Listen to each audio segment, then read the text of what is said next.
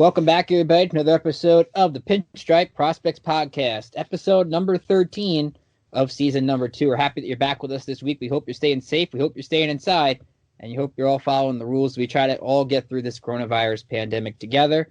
I'm one of your hosts, Ricky Keeler. I'll be joined by James O'Connell, and Rob Pimpsner will join us for a little bit as well, as we're going to get into the whole MLB, MILB contraction possibility. We got into a little bit last week when we did our interview with Preston Claiborne, which we still recommend that you check out from last week. We have also a written part of the interview and the podcast part of it itself. So there are two ways to catch it, so you can't miss it.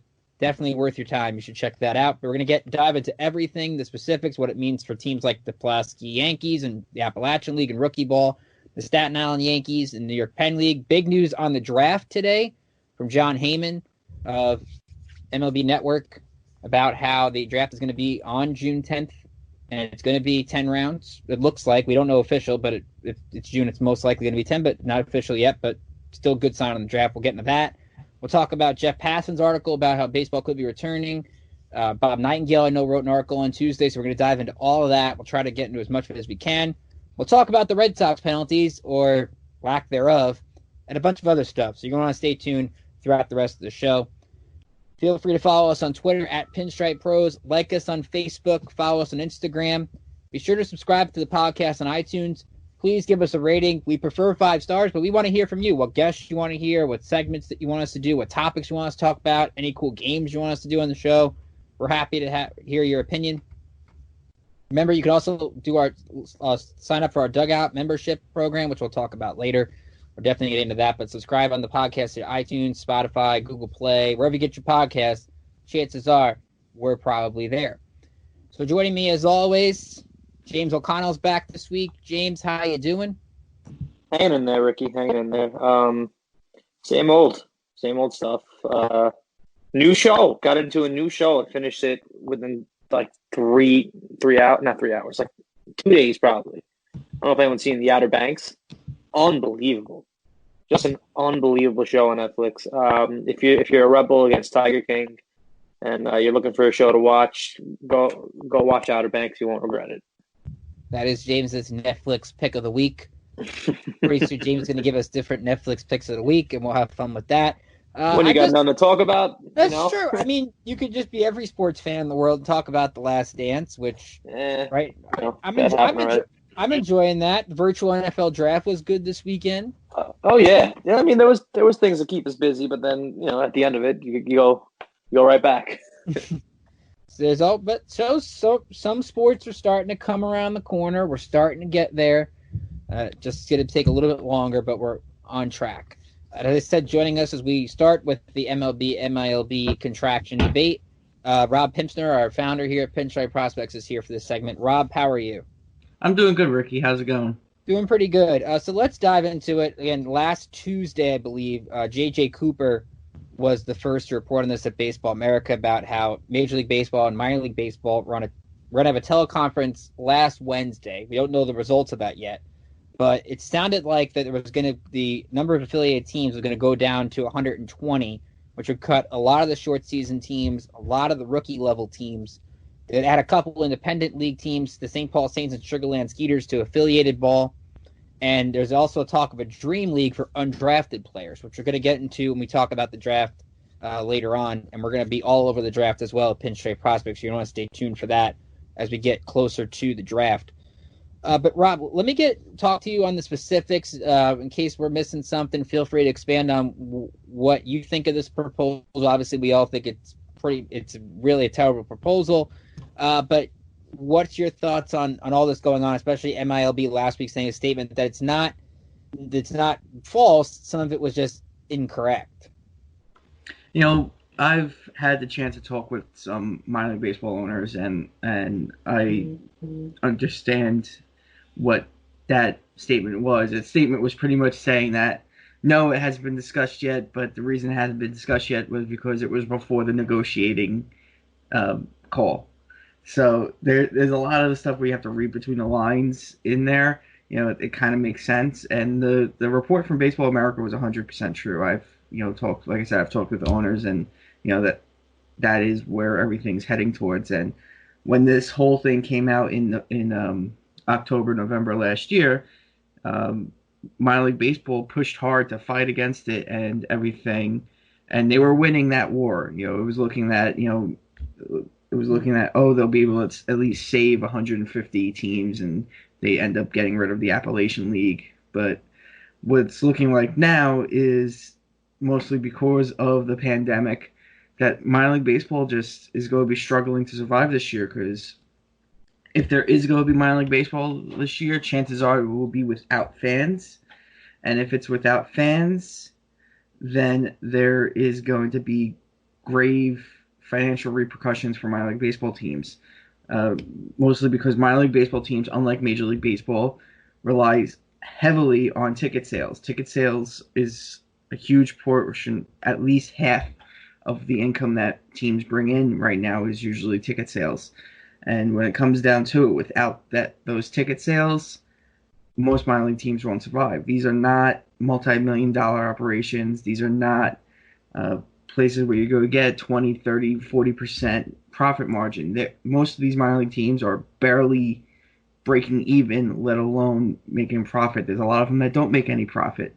So taking away a huge revenue source in terms of ticket sales is going to hurt many of these minor league teams and cause them to go out of business. So that kind of forced minor league baseball to say, hey, we need to get some stability. We need to get some help. And if agreeing to this cut is going to do it, it's going to happen anyway.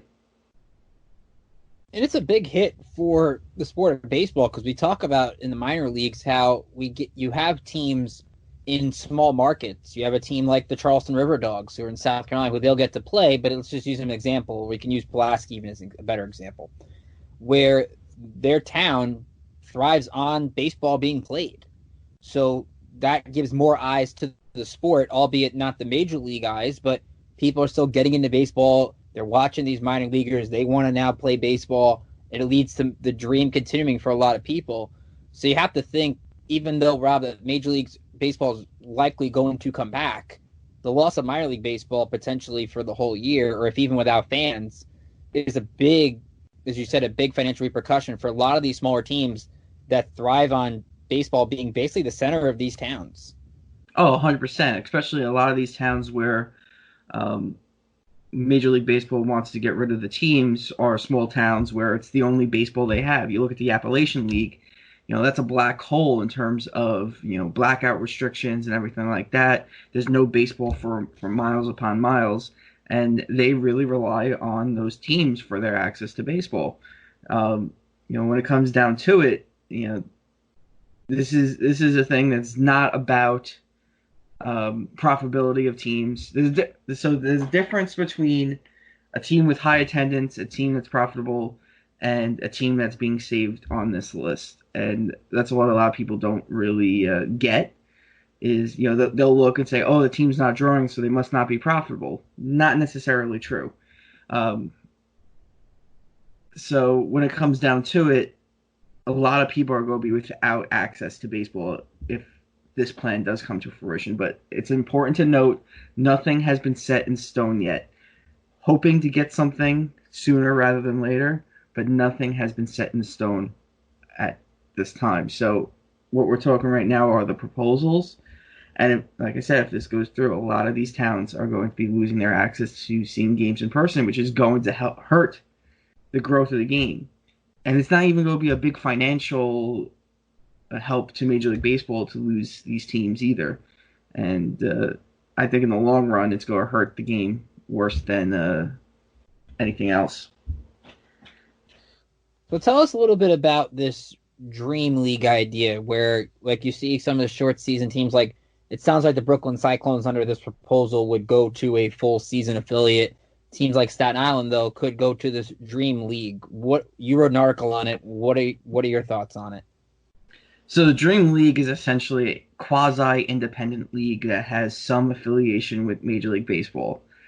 Essentially, it is not really feasible in the long run, because if you look at over the last few decades, since the emergence of independent baseball, there's been something like 61 different independent leagues sprout up, and 7 remain to this day, and only a handful have lasted for 10 years. Most of them die out after 2 or 3 years. Most of the teams die out after 2 years. So it's just not an economically feasible option for many towns. And a lot of these independent teams sprouted up because affiliated ball left those towns, and the independent teams took over. So what we're looking at here in the Dream League is that it will be semi-affiliated with Major League Baseball, minor league baseball, and it would be related towards the people that were not drafted, that are undrafted free agents. So it would essentially be like short season is now, after the draft and all that fun stuff. And if you look at the map of the Dream League that was proposed, now I also got to preface this: the list of teams has been changing. So don't take this as 100% this is what the Dream League is going to be, because a lot of those teams on that original list might now be saved. You talked about the Brooklyn Cyclones moving up to full season and Staten Island being placed in the Dream League. Well, in that scenario, the Yankees can tell the Mets, no, we won't allow Brooklyn to become a full season, and that would stop that.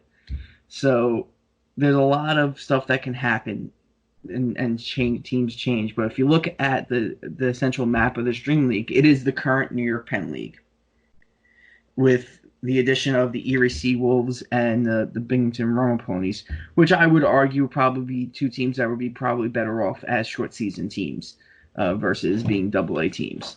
But that being said, it would essentially make travel better for teams like Mahoning Valley or those teams, where a team like Staten Island, the travel will be a lot worse. And the big caveat is, if these teams become quasi-independent leagues, the teams themselves, not Major League Baseball organizations, but the individual minor league teams, will be responsible for sourcing, paying their talent, coaches, etc. So you're looking at it adding an additional $350,000 to up to $500,000 a year in expenses to these teams, and a lot of these teams cannot afford that. And if you go back and look at, like I said, minor league baseball, the number one driver in revenue is attendance and ticket sales. The average independent league team draws less than half of what the average affiliated team draws. So if that's going to happen, you are looking at a drastic decrease in revenue coming in and a drastic increase in expenses. A lot of these towns are not going to survive 1 year, let alone 2. Of course, the other big news that could be Ricky, you there? Oh, there we go. As I mentioned at the top of the show, John Heyman talked about the MLB draft taking place on June 10th in Omaha, the original date, with the College World Series obviously not being played, but with all the talk of it being to July, Rob, I think it's a good sign. You mentioned off air for short season ball that the draft is going to take place on time. Oh, yeah, it's important to note that the schedule for short season leagues is directly tied to the draft. So according to the current professional baseball agreement between Major League Baseball and minor league baseball, short season leagues cannot start until after the draft. It's usually like a week period after the draft when they could open the earliest. And if the draft was pushed back to July, that would have been it. There would have been no short season leagues at all this year. With the draft happening in June, there is a chance for these short season leagues to happen. Because like I've noted on my Twitter account today, is that even without a draft going on this year, Major League Baseball teams have enough players in their organizations to field full rosters at every level. Which is definitely a great sign, but I think at least for these draftees having it potentially, we don't know the exact number of rounds, but could infer that it being on time, we're likely going to get 10 rounds, not 5, which is good for a lot of these draftees. Yeah. The more draft rounds, the better, because it gives more players opportunity, more chance to get fresh talent in organizations, and a more chance to negate the the punishment that the Yankees are receiving for actually investing in their team and not cheating. So when it comes down to it, having the draft, more rounds the better. Exactly as Rob's mentioning, that the Yankees would have fewer picks than the Astros and the Red Sox, which we'll get into later on. But that having 10 rounds at least will limit the Garrett Cole signing actually hurting the team, which it doesn't, but it does all at the same time. So, Rob, thanks for giving us the lowdown. Remember, make sure to catch all of Rob's articles on Contraction, on Pulaski, Staten Island, everything on Contraction. Rob's written up, given his insight. He's talked to people. He's one of the go-to people on anything minor league baseball on our website. So, Rob, thanks for hopping on and giving us your insight. I'm happy to join. So we want to remind you, as always, that we want you to sign up for our Dugout membership program. We provide exclusive minor league content to paid subscribers with scouting reports, player interviews, features, and much more in addition to our free Major League coverage. You can sign up today for our Dugout membership program for either $7 a month or $63 a year, and you can now get your first 30 days free with the promo code I Miss Baseball. Yes, we still all miss baseball, but the promo code is I Miss Baseball. You get 30 days free. Why not check it out, see if you like it? So we hope you sign up for our Dugout membership today. So as we bring James back in, let's talk, James, a little bit about some of these reports that have come out about baseball working its way back. The latest one being from Bob Nightingale on Tuesday. Major League Baseball officials have become cautiously optimistic this week that the season will start in late June and no later than July 2nd, playing at least 100 regular season games, according to 3 executives with knowledge of the talks. And not only would baseball be played, but it would be played in their own Major League ballparks, albeit with no fans. A 3-division, 10-team plan. The Yankees would be in the East Division with the Mets, Red Sox, Nationals, Orioles, Phillies, Pirates, Blue Jays, Rays, and Marlins. There'd be an expanded playoff format, the whole 9 yards. We've seen different plans. I know Jeff Passan has talked about the Arizona plan. There's been the Florida-Arizona plan. There's been, I think even there was a plan where games will be played in Texas, from what I remember. I mean, it's good we're getting close to baseball, but you just wonder, like even Passan floats out there at the Baseball World Cup, which would be six hubs, 5 teams per hub. What are your thoughts on there's just so many proposals out there right now? What? What do you mean? What do you mean Baseball World Cup? What are we doing here, though? That's it. Like I love the 100-game season. Like I love that. I think I said like if you get 100+ games in, you're gonna be thankful for that. But this 3-game, is this 3-division system really necessary? If you can get in 100 games, why? Like I'm so confused. Why do you have to go to a 3-division system? This is so unnecessary.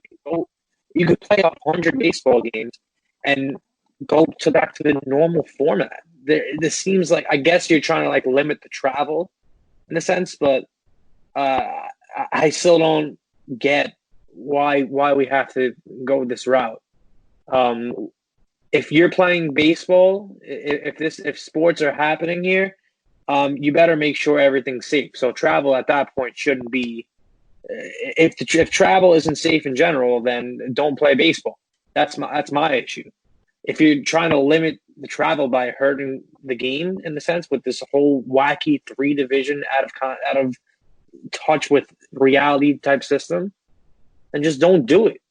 If it's not safe enough to travel across the country, if you feel like it's not safe enough for these players to go, then go. I don't know, for the Yankees to go to whoever they're playing this year on the West Coast. Then don't play the season. Just don't play it.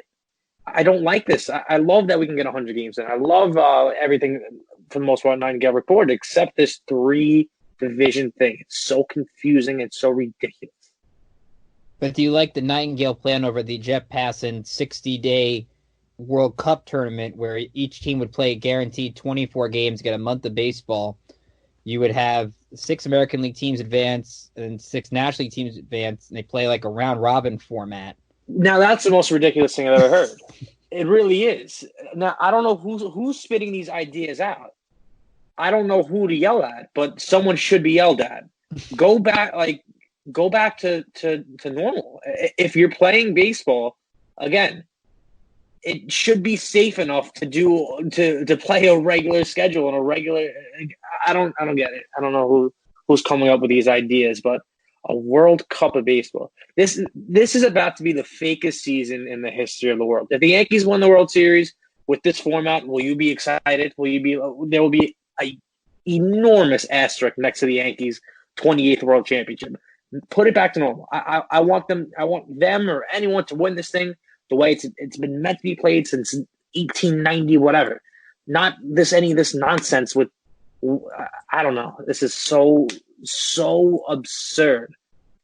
A World Cup. Can you imagine? Well, I'm going to paraphrase Tim Kirkshin, where I forget where he said, I think he said this on one of the ESPN shows.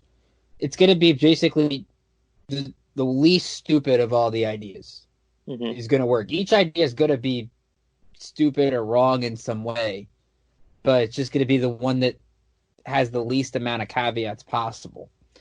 You're not going to get your normal season. This is not the way it is. If you can decrease the travel to where they only have to play teams on the East Coast, the West only plays teams on the West Coast, that's fine. It's a matter of now playing in front of no fans. I guess MLB has finally accepted that it might have to come to that, because we talked about this last couple of weeks. By all these scenarios coming out there, they're desperate to play. They need to play, and they know the repercussions of what happens if they don't play a season at all. Where I just don't like the it. sport is on the line, pretty much. I think for sure. But I just don't like any of these ideas they're proposing here. I still don't get why you can't go back to the 6-3 division in each league type of deal. If that's the case, if you're worried about travel, if that's the case, then just have everyone have the AL East play the AL East, have the NL, just play within the normal divisions. Maybe you could do one or two series outside of the division. I don't know.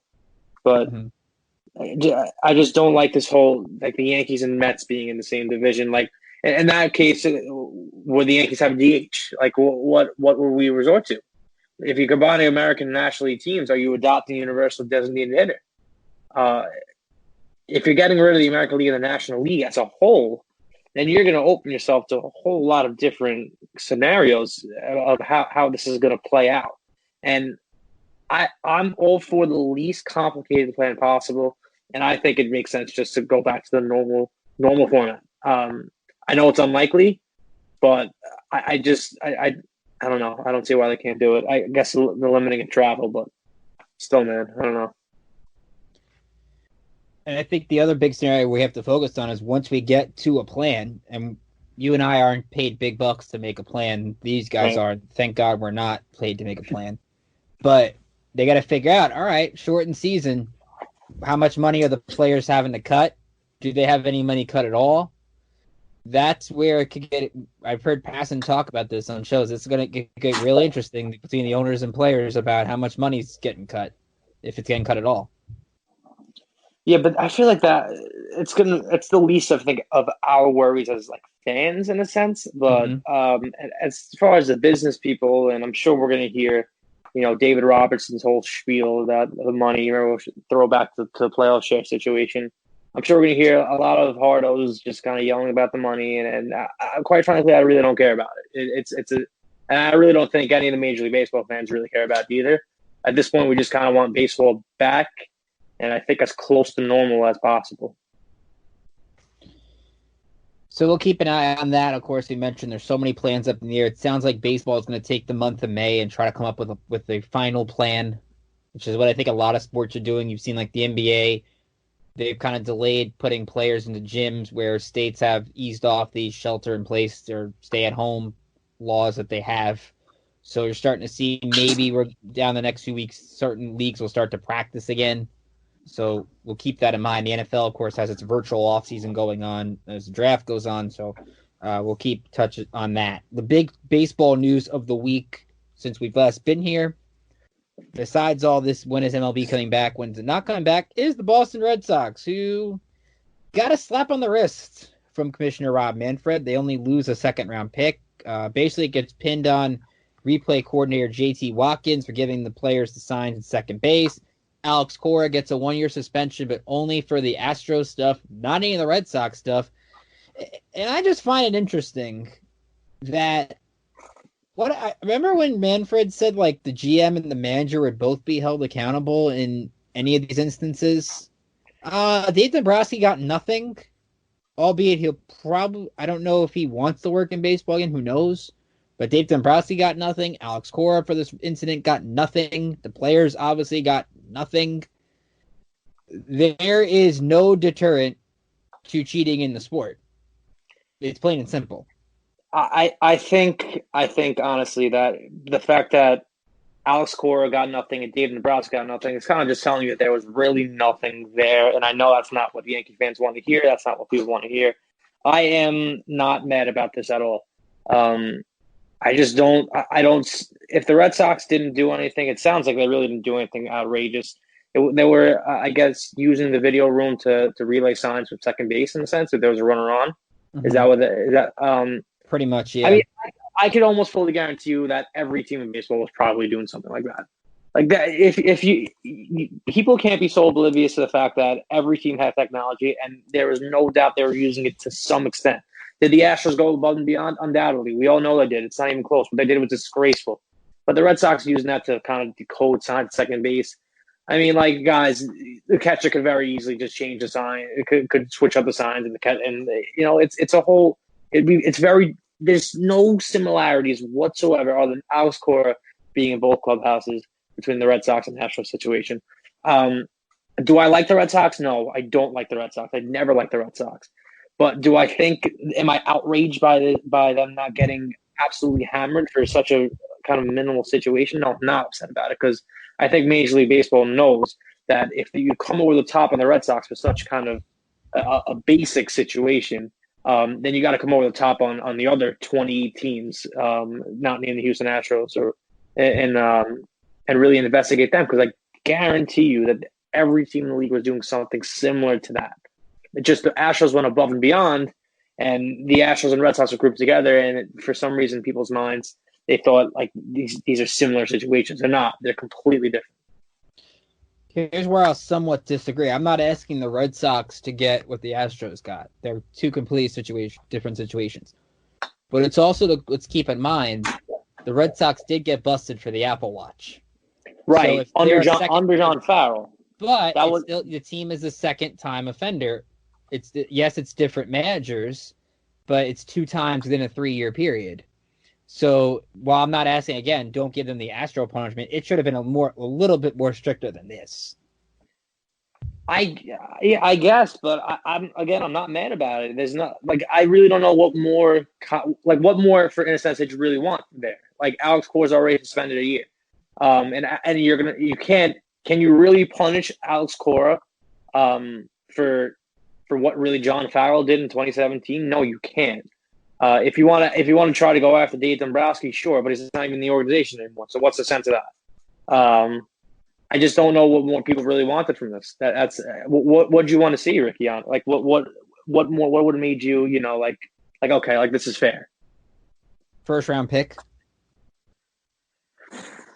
I mean, would I have been upset to see them lose a first round pick? No, but do I think it's entirely necessary? I don't. But again, we'll agree to disagree. I'm sure I'll agree to disagree with a ton of Yankee fans on Twitter. Yeah, exactly. And I think also, again, they've basically put in no deterrent to stop from cheating. We know that if the players got off the hook for the Astros thing, the Red Sox semi got off the hook for this. They put it out right there, right before the NFL draft. What's to stop the Red Sox from hiring Alex Cora back next year? Alex Cora will be the manager of the Boston Red Sox next year. You can guarantee that. That's going to happen. And do I think that should be allowed to happen? No, it shouldn't be allowed to happen, but it's going to. But that's where another reason why they want to have a season.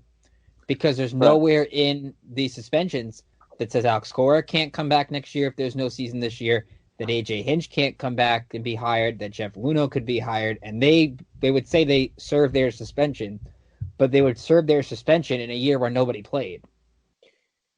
Yeah, I mean, if you think that that Alex Cora, Jeff Luhnow, and A.J. Hinch won't have jobs in baseball again, you'd be delusional to think that that's the case. All 3 of them are highly respected. They're highly respected what they do, and they cheated, sure, but it's nothing to stop a team from trying to win. That's the thing. So if there's a manager vacancy in Boston next year, you best believe Alex Cora is going to be there. If there's a manager vacancy in any other city, you best believe AJ Hinch should be at the top of that list. That's just how it is. And if we can go at it all day about Rob Manfred, I'm all for it. I'm all for going at it about Rob Manfred, but at some point you're beating a dead horse. It is what it is. Rob Manfred's a horrible commissioner. He's proven to be so over the course of the last year, and even more with his ridiculous ideas and the suspensions that are up for debate. He's a horrible commissioner. He has been very, very bad. So as we get near the end of the show, we want to touch on some final thoughts. As always, first off, I want to say our thoughts go out to, we're a Yankee show, obviously, but sad news in baseball today. Trey Mancini, if you haven't caught it, probably the best player on the Orioles, wrote in the players' community he's fighting stage 3 colon cancer. So for the time he's going to miss, obviously, the next few months as he tries to battle this, I can probably speak for everybody here that we hope Trey Mancini beats this, and we hope that he's back on a ball field soon, playing with the O's and getting a standing ovation at Yankee Stadium from Yankee fans. Nobody ever wants to see this happen, but it sounds like Trey's going to try to fight this, and hopefully he gets through this. But our thoughts, I'm sure, from all of us at Pinstripe Prospects, from all the baseball community, with Trey Mancini. So I kind of want to touch on that just to throw our support his way. Yep, well said. I think one of the other things I want to mention before I have James give his final thoughts, and we'll touch on a couple other things too. I'm going to be taking part in something pretty cool on Friday night, 8:30 Eastern. I won't visibly be there, but I will kind of be there in a way. Kyra Peterson, who helps us at Pinstripe Prospects, will be with me as well, kind of being like my spokesperson in a way. I'm going to be taking part in a Prospects Live mock draft. The MLB draft is coming, and as I said earlier, we at Pinstripe Prospects will try to keep you up to date on some of the possible players the Yankees can pick. We always have you covered with who the Yankees pick. Maybe we always try to get interviews with draftees, so we'll have more on that over the next month. But Pitt Prospects Live asked me to take part as the Yankees representative in a 3-round mock draft. There's great minds from all 30 teams that cover their respective minor leagues. Like you've heard Sox prospects before. They're going to be a part of it. Burt Granger is going to be part of it. You've heard him before on this podcast. It's going to be a lot of fun. We'll try to draft some good players. And in a way, it'll give you an insight to some of the players on the board. You've seen Baseball America's already doing mock drafts. I know MLB.com had Carson Tucker, who is Cole Tucker's brother. Cole Tucker playing for the Pittsburgh Pirates. So that would be an interesting pick if that happened. So I'll have 2 picks that night. I'll have the first-round pick and the third-round pick, because obviously the Yankees don't have a second-round pick. But I want to make sure that you guys check that out. I believe it's on their Periscope page at Prospects Live. It'll be a live broadcast as well. So you won't see me. You'll see everybody else, but you'll hear my picks on Friday night, and I think it'll be a lot of fun. So if you're into the draft, you're into college baseball, prep baseball, etc., I'd recommend you tune in. It should be a lot of fun. So James, any final thoughts you have for this week? Nope. So everyone stay safe. Playing golf tomorrow. Playing golf on Friday, playing golf Saturday. Watch Outer Banks on Netflix. It's absolutely unbelievable. Even you guys, please watch it. It's so good. Now, what's your low round? Like what do you try to aim for when you golf? I don't think I've asked you this. Yeah, generally I'm in the lower 80s. You have to break 80. I honestly just started playing golf like a year ago. I picked up pretty quickly. Former baseball player. I kind of just let the hips loose and hit a bomb and just figure it out from there. But yeah, I'm generally in the lower 80s, but looking to get into 70 soon. We're going to get there. We'll see. So we want to remind you, of course, go to pinstripeprospects.com. We have some great articles up this week. In addition to our Preston Claiborne interview that we did last week, we mentioned at the top of the show all of Rob's articles about the possible contraction, what it could mean for certain teams. You definitely want to check that out. A couple articles we have. Matt Jarrell writes about the effects that a shutdown would have on the Yankees and the impact shutdown has had, And Robert Coles, who you've heard on this podcast before, writes about will Gleyber Torres stick at shortstop? It's a question that we kind of talked about with Gleyber's spring training defensive miscues before everything happened. But you can read Robert Coles' article on that. We have plenty of Major League stuff on the website in addition to minor league coverage. Again, sign up for the Dugout membership program. Use the promo code IMissBaseball. You get your first 30 days free. You can follow us on Twitter at Pinstripe Pros. Like us on Facebook. Follow us on Instagram. Feel free to subscribe to the podcast on iTunes. Give a rating. We hope it's 5 stars, but we want to get your feedback as always. We want to hear from you. So subscribe on iTunes, Stitcher, Google Play, wherever you get your podcasts. We're probably there. You can email me as well, rickjkeeler@gmail.com. If you have any feedback, we'd love to hear it. You can also follow my other show, Kicking with Keeler, every Thursday on Full Press Radio. We just did an NFL Draft recap show. We'll probably do that and more this week on the show. You can follow me at Rickinator555. That's at RICK, letter I, Nader like a Terminator, and then 35. So it's pretty simple. Probably James's Twitter is more simple than mine. James, how can they follow you? At O'Connell NY on Twitter. Not much going on there right now. Hope to be, tweeting about stuff soon. Or he might be tweeting about either tweeting about Netflix shows or his golf game.